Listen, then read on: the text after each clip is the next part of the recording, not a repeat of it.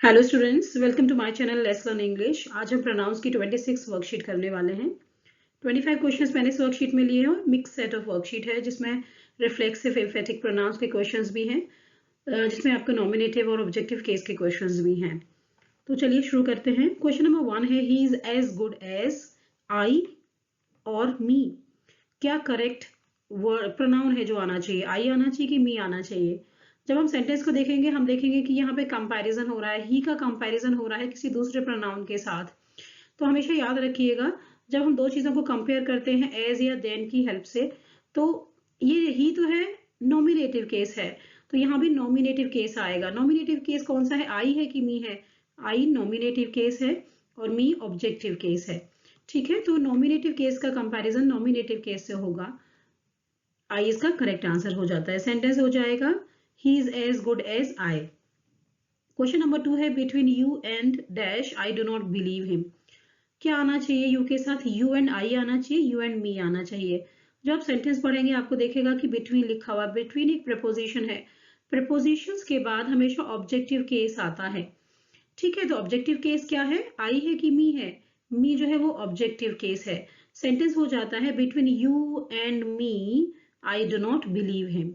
Question number 3 पे आते हैं, Neha and dash were present in the class. I आएगा कि मी आएगा? देखिए, हम देखेंगे कि जो सब्जेक्ट है वो क्या है, नेहा एंड डैश, ये सब्जेक्ट है। ये कंपाउंड सब्जेक्ट फॉर्म करता है। कंपाउंड सब्जेक्ट जब फॉर्म होता है, और आप ऐसे कह लीजिए कि जब दो सब्जेक्ट जो होते हैं वो एंड से जुड़े होते हैं, एंड कंजंक्शन से जुड़े होते हैं ना, तो हमेशा नॉमिनेटिव केस आता है।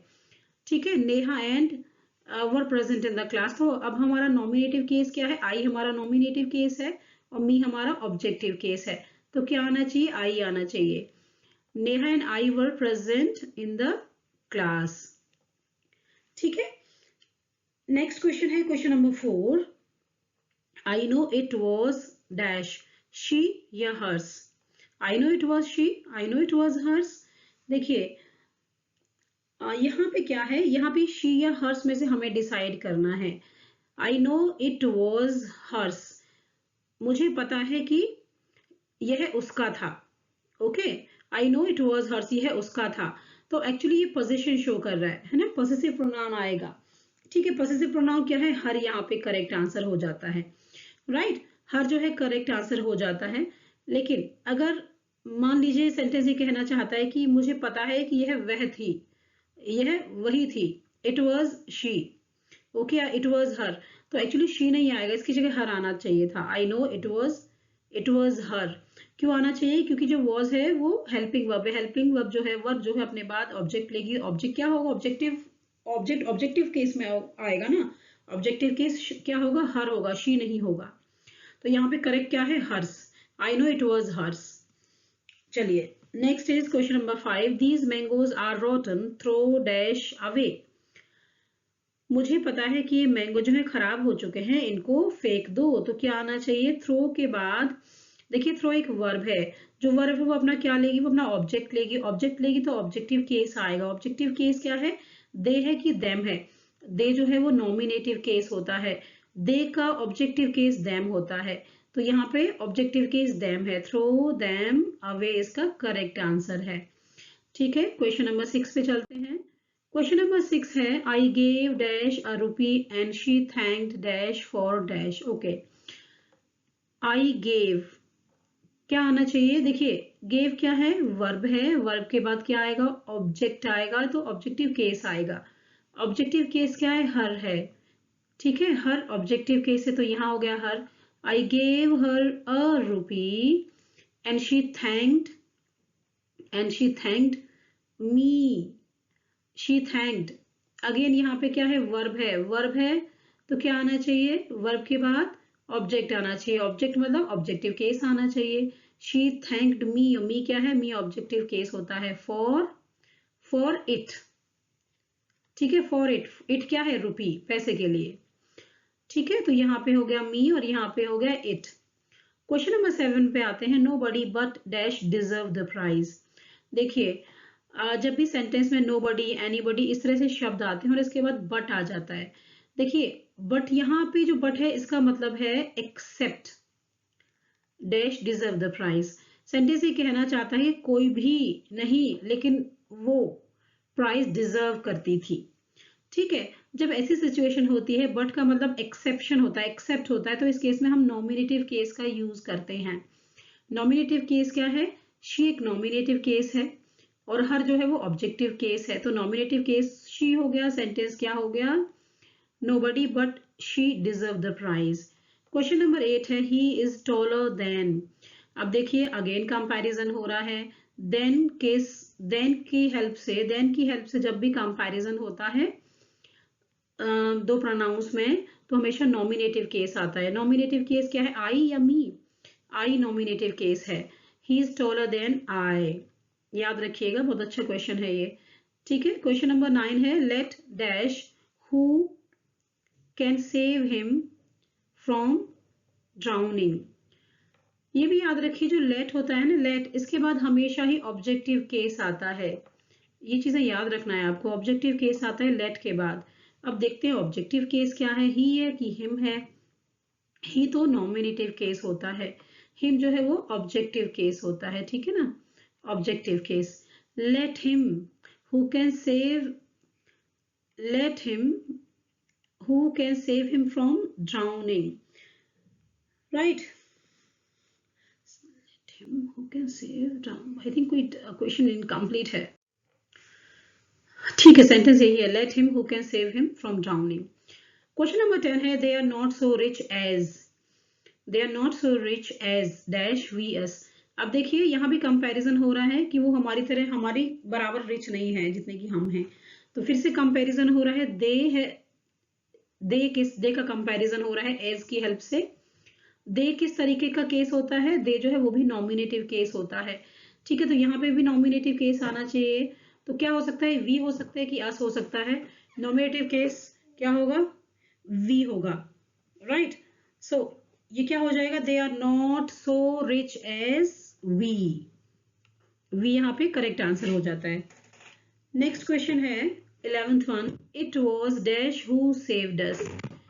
देखिए यहाँ पे आपको एक रूल याद रखना है। क्या होता है जब भी इज, एम, आर, इस तरह की हेल्पिंग वर्ब आती है और उसके बाद आपका जो है रिलेटिव प्रोनाउन आ जाता है, हु आ गया या विच आ गया, राइट, या फिर दैट आ गया, इसके बाद बाकी सेंटेंस इसके बाद आता है। ठीक है, तो इस केस में हम नॉमिनेटिव केस का यूज करते हैं, इस सिचुएशन में नॉमिनेटिव केस को यूज करते हैं।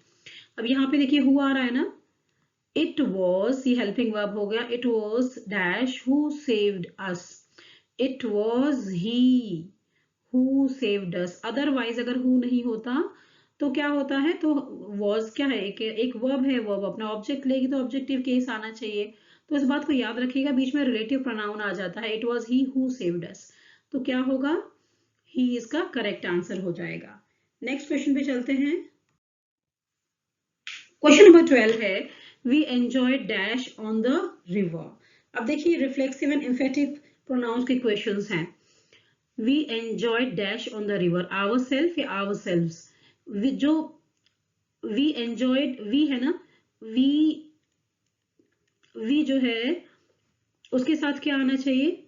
आवर सेल्फ, आवर सेल्फ नहीं होता है आवर, क्योंकि आर जो है प्लूरल है, प्लूरल है ना, तो प्लूरल में सेल्व्स आता है। We enjoyed ourselves, right, we enjoyed ourselves on the river, मतलब हमने रिवर पे खूब आनंद लिया, बहुत मजे लिए हमने। ठीक है, वी भी प्लूरल है, सो ऑब्वियस है कि क्या आना चाहिए उसके साथ? Ourselves. आवर सेल्व्स का करेक्ट आंसर है। Question number 13, the queen dash give the prize, herself, itself. Itself तो नॉन लिविंग चीजों, नॉन लिविंग थिंग्स के लिए आता है। ठीक है, चीजों के लिए आता है। क्वीन तो लिविंग थिंग है ऑब्वियसली, तो क्या आना चाहिए था? Queen herself gave the prize. Sentence कहता है कि रानी ने खुद से ही प्राइज दिया। ओके, हरसेल्फ इसका करेक्ट आंसर हो जाता है, राइट। तो ये क्या है? ये क्या है? इम्फेटिक, इम्फेटिक प्रोनाउन है। जब जब ये एम्फेसाइज किया जाता है सब्जेक्ट के द्वारा कि उसने खुद से ये काम किया, अपने आप से उसने ये काम किया, ठीक है, तो उसे उसे हम बोलते हैं इम्फेटिक प्रोनाउन, राइट। लेकिन आप जो भी काम कर रहे हैं, आप जो भी एक्शन कर रहे हैं, उसका जो रिजल्ट है वो आपके ऊपर अगर पड़ता है, आपके ऊपर ही आके गिरता है, तो उसे हम कहते हैं रिफ्लेक्सिव प्रोनाउन। जैसे इसमें देखिए क्वेश्चन नंबर 12 में we enjoyed ourselves on the river. कहने का मतलब है आपने क्या एक्शन किया, आपने एंजॉय किया। सो जो एंजॉयमेंट है उसका जो जो जो एक्शन है, ठीक है, उसका जो रिजल्ट है वो किसके ऊपर आके गिरा, वो हमारे ऊपर ही आके गिरा। मतलब उसका जो एंटरटेनमेंट किया हमने, एंजॉय किया, उसको हमने ही किया, ठीक है, हमने एंजॉय किया, राइट। तो उसको बोलते हैं रिफ्लेक्सिव प्रोनाउन। क्वेश्चन नंबर 14 पे आइए, you are starving dash, yourself आना चाहिए कि माई सेल्फ आना चाहिए। भाई यू है तो योर सेल्फ ही आएगा ना उसके साथ। You are starving yourself, तुम अपने आप को भूख से मार रहे हो, ठीक है, तुम अपने आप को भूखा रख रहे हो मतलब।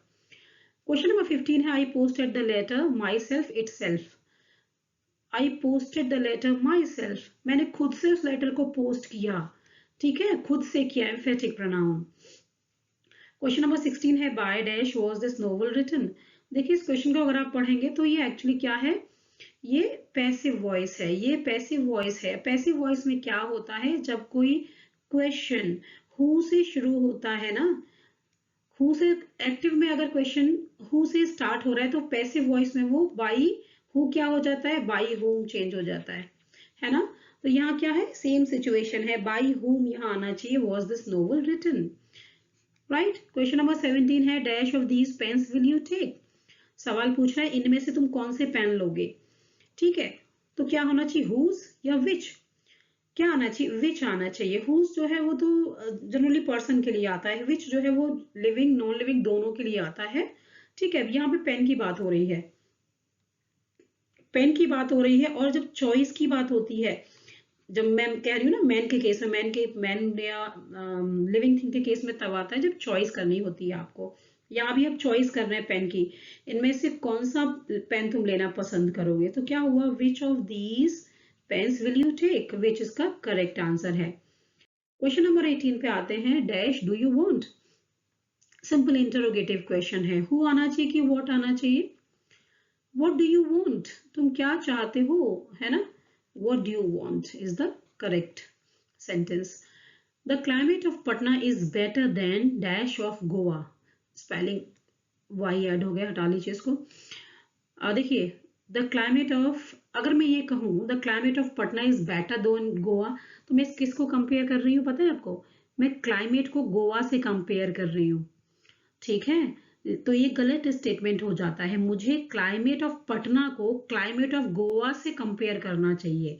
उस सिचुएशन में यहाँ पे क्या आएगा, दैट आना चाहिए। कहने का मतलब है कि जो क्लाइमेट है पटना का वो ज्यादा अच्छा है गोवा के क्लाइमेट से, ठीक है। तो हमेशा सेंटेंस को यहाँ ध्यान रखिएगा, दैट आता है जब आप इस तरह से कंपेयर कर रहे होते हैं क्लाइमेट को। क्वेश्चन नंबर 20 है, one must not praise dash achievements. His achievements आना चाहिए, वंस आना चाहिए। देखिए यहाँ पे वन का यूज हुआ है, ठीक है। अगर यहाँ पे ही यूज होता, अगर इसकी जगह होता he must not praise his achievements आता उस केस में, लेकिन यहाँ पे वन का यूज हुआ है, one must not praise one's achievements, तो वन के साथ वंस आएगा। क्वेश्चन नंबर 21 है, the two brothers quarrelled with each other या वन अनदर। आप देखिए कितने भाई हैं, दो भाई हैं। जब दो का केस होता है ना तब ईच अदर आता है, दो के केस के लिए ईच अदर आता है, मोर देन टू होता है तो वन अनदर आता है। तो क्या आना चाहिए, each other. The two brothers quarrelled with each other. Question number 22 है, he did not buy dash of the three pens. क्या आना चाहिए, इधर आना चाहिए कि एनी आना चाहिए। देखिए आप सेंटेंस देखेंगे तो यहाँ पे नॉट लगा है, नेगेटिव सेंटेंस है, नेगेटिव सेंटेंस है। दूसरी बात है कि थ्री पेन के बारे में बात हो रही है, ठीक है। याद रखिएगा कि जब सेंटेंस नेगेटिव होता है, जब सेंटेंस नेगेटिव होता है और मोर देन टू की बात कर रहा होता है तो एनी यूज होता है। एनी जो होता है ना वो नेगेटिव सेंटेंसेस में यूज होता है और इंटरोगेटिव सेंटेंस में भी यूज होता है, ठीक है। ईदर जो होता है वो टू के केस में यूज होता है। कहने का मतलब है कि ये भी अगर एक पेन ये है, एक ये है, तो ये ईदर मीन्स या चाहे ये, इन दोनों में से कोई एक, ठीक है। तो इधर तो नहीं आएगा, आंसर होगा any. He did not buy any of the three pens. Question number 23 है, this is the beggar dash stole my bag. यह है वही बैगर है जिसने कि मेरा बैग चुराया था। तो क्या होना चाहिए, this is the bagger, this उस पर्सन के लिए, उस बैगर के लिए यूज हो रहा है, वही बैगर है जिसने कि मेरा बैग चुराया, तो क्या आना चाहिए हु जो होता है ना वो पर्सन्स के केस में यूज होता है हमेशा। This is the beggar who stole my bag, जिसने कि मेरा बैग चुराया। क्वेश्चन नंबर 24 है man is the only animal which can talk या दैट कैन टॉक।